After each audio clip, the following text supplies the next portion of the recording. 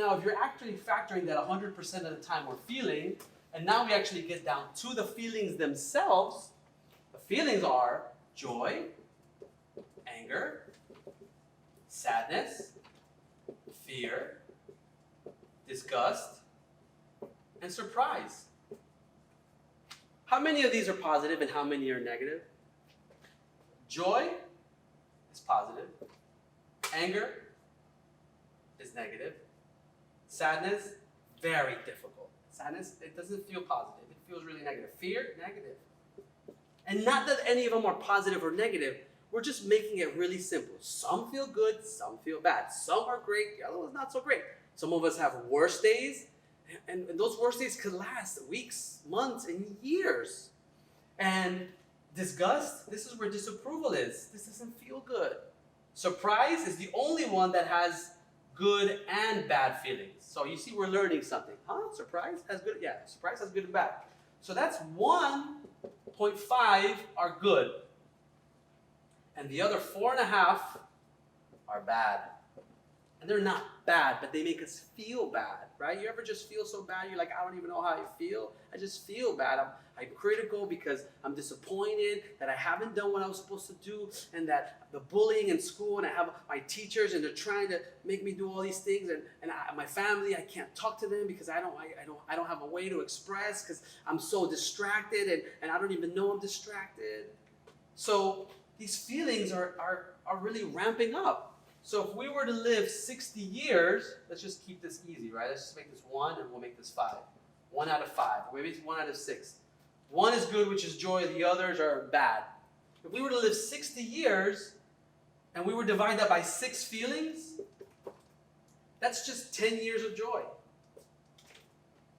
And the other 50 are the opposite of joy. Are you beginning to see why these children are taking their lives early? Why veterans commit suicide? The odds are against us from the beginning. And if we don't learn to take our anger and express it as it needs to, because it's a feeling now that we've learned, it's a self-expression, it needs to come out. What this tells you is that you don't just want to paint, you need to paint. You don't just want to draw, you need to draw.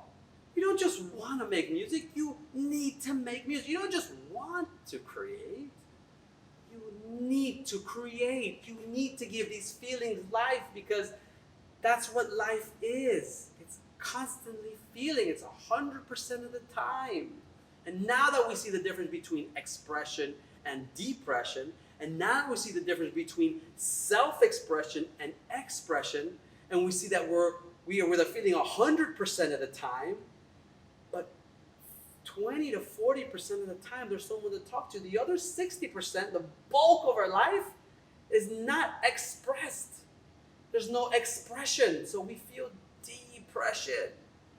And the hardest part is because now we don't have a relationship with creation anymore like when we were kids, because our parents have taught us to consume, to follow, color inside the lines, and do it this way. They've churned us, not by their fault, but because now we have to grow out of it. And that's why we're here. That's why creative emotional intelligence looks to transform anger and sadness and fear and disgust and surprise into something positive. So instead of living just 10 years of joy, we can have 60 years of creation. And anytime you create with your feelings, you're going to feel good because your self-esteem goes up. We know that nothing raises self-esteem like a sense of self-accomplishment. So when you've created something, when you do something, how do you feel? Don't you feel great? You feel amazing. You're proud of yourself. Your self-esteem goes up. And everything about your life changes. And that's what we need to teach our children, because of the dynamic and distraction, because of the automation in jobs, because of the things going on in our families. Sometimes we don't have somebody to talk to. So this tells us we have to now become radically responsible. We have to become absolutely responsible for our feelings. It's the most important thing because it gives meaning to everything. And so I ask you, what do your feelings mean to you? And so as we recap video number 4 on emotional differentiation and emotional creation, we're able to see how the odds are stacked up against us. How 5 out of the 6 core feelings make us feel bad. And why is it that we don't just want to paint, we need to paint. We don't just want to dance, we need to dance. We don't just want to create, we need to create. And it's time to start transforming our education away from consumption and into creation. So instead of just experiencing 10 years worth of joy, we can experience a lifetime of creation, a lifetime of raising our self-esteem, feeling good about ourselves, and what we're able to express through our feelings. And so as we proceed to the last video, video number 5, talking about all the benefits and what it's like to cultivate creative emotional intelligence, I want you to continue to feel your way through that answer and ask yourself, what do my feelings mean to me? What do your feelings mean to you? They mean everything. And if they don't, cultivating creative emotional intelligence will allow you to take that very next step.